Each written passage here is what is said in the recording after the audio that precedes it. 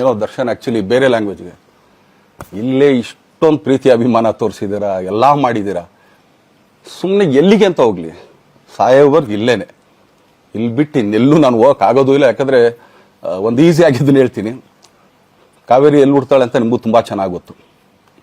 ಆ ಕೊಡಗಲ್ಲೇ ನಾನು ಹುಟ್ಟಿರೋದು. ಅವಳು ಅಲ್ಲಿ ಹುಡ್ತಾಳೆ ಕಾವೇರಿ, ಎಲ್ಲ ಕಡೆ ಹರ್ಕೊಂಡ್ಬರ್ತಾಳೆ ಅವಳು. ನನ್ನ ಸೀಮಿತ ಇರೋದು ಬರೀ ಮೇಕೆದಾಟ್ ಅಷ್ಟೇ, ಅದರಿಂದ ಮುಂದಕ್ಕೆ ಅದು ಹೆಂಗಾರು ಹರ್ಕೊಡೋದ್ರು ಅದಕ್ಕೂ ನಮ್ಗೆ ಸಂಬಂಧ ಇಲ್ಲ ನನಗೆ. ಸೊ ಆ ಥರ ನಾನು ಯಾವಾಗ ಸಿನಿಮಾ ಮಾಡಿದ್ರು ಏನೇನು ಮಾಡಿದ್ರು ಇಲ್ಲೇನೆ, ಅದು ಕನ್ನಡ ಸಿನಿಮಾನೇ. ಡಬ್ಬಾಗಿ ಎಲ್ಲೇ ಹೋದ್ರು ಅದು ಬೇರೆ ಥರ ಅದಷ್ಟೇ. ಬಟ್ ನಾನು ಕನ್ನಡದಲ್ಲೇ ಇರೋದು, ಕನ್ನಡ ಸಿನಿಮಾನೇ ಮಾಡೋದು.